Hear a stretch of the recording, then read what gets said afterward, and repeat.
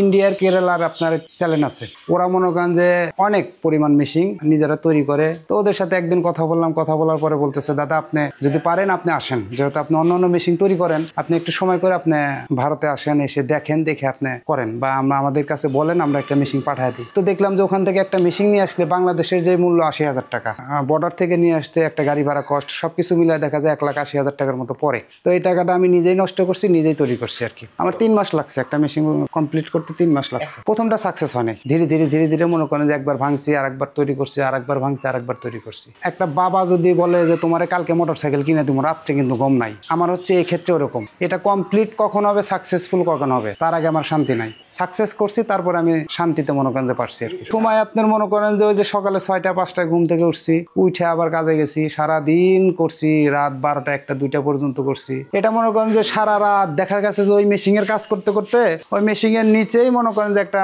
কাপড় পেরে ওখানে শুয়ে পড়ছি। বাসার থেকে ভাত এনে দিছে, কি করতেছে না করতেছে, এটা হবে না, এটা বাদ দাও, এগুলো করে লাভ নাই। তারপরেও মনে করেন যে সবকিছু বাধা ডিঙ্গায় নিজে মনে করেন যে এটা করছি আর। যখন আমি মেশিনটা তৈরি করার পরে আমার একটা ভিডিও আপলোড হওয়ার পরে 28 থেকে 30টা মেশিন সেল করি আর কি। যে কোনো নতুন প্রোডাক্ট আমার দ্বারা দেখতে পারবেন বা আমার দ্বারা উদ্যোক্তাদের পাবে। আমি ইন্ডিয়ার যেগুলো আছে এগুলো বেশিরভাগ ফলো করি, চায়নার ওইদিকে যেগুলো প্রোডাক্ট তৈরি করে এগুলো ফলো করি। চায়না যেরকম একটা জিনিস দেখলে সেম টু সেম কাজ করে দিতে পারে, আমি ওই ইনশাল্লাহ ওইটা পারি আর কি। পড়াশোনা করি নাই, স্কুলে যাই নাই, না যে এদিক দিয়ে ঘুরছি, ওদিক দিয়ে ঘুরছি, এখানে ঘুরছি, ওখানে ঘুরছি, বিভিন্ন ধরনের জায়গায় ঘুরছি। ঘুরে আপনার মনে করেন যে পড়াশোনা বাদ দিয়ে যে নিজে প্রথম ওই যে জিআইটারের মেশিনটা, তারপরে কলা গাছ থেকে ফাইবার তৈরি, আবার এই যে মুড়ি ভাজা, আমার কাছে 48টা মেশিনের কোয়ালিটি আছে। জিআইটার থেকে শুরু করে ঘাস কাটা, মুড়ি ভাজা, কলা গাছ থেকে সুতা, বাদাম, বিভিন্ন কোয়ালিটি। পড়াশোনা বাদ দেওয়া মেশিন বানানো শুরু করছি। পড়াশোনা এমনিতে ভালো লাগতো না, দেখতাম যে একটা কিছু করি। আমি ওই যে বাইরের চ্যানেল করে সবসময় ফলো করতাম। ওরা যদি পারে আমি পারবো না কেন? ওদের কাছে দেখে হুবহুব ওরা যেই মাল তৈরি করে দেয় সেম কোয়ালিটির মাল আমি তৈরি করতে পারি। মানুষজন বলতো যে আগে পড়াশোনা করো, পড়াশোনা করার পরে চাকরি বাকরি করে তারপরে নিজের পায়ে দাঁড়াও, নিজে একটা প্রতিষ্ঠান করো। ওগুলো আমার ভালো লাগতো না।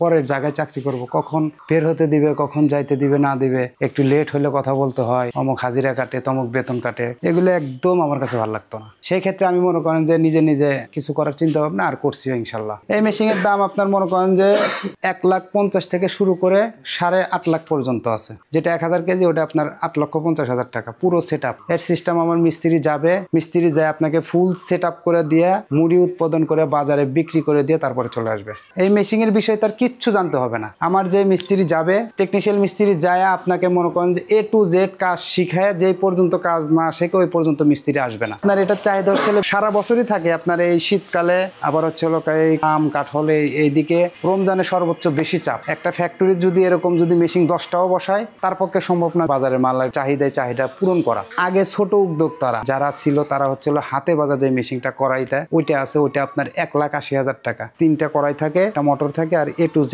ওইটা চুলা করে দিয়ে আমরা ওইটাও 1,80,000 টাকা। এটা করলে আপনার ঘন্টায় একটা লিমিট আছে যে 100 কেজি কি, 200 কেজি কি, 500 কেজি কি, 300 কেজি, এরকম একটা সিস্টেম আছে। পার ঘন্টায় মাল আসে। যে কোনো জিনিস করতে পড়াশোনা লাগে না, পড়াশোনা অতটুকু শিখতে হয় না, আর কেউ কিন্তু মায়ের পেট থেকে সবকিছু শিখেও আসে না। আমার এই লাইনে কোনো ওস্তাদ নাই।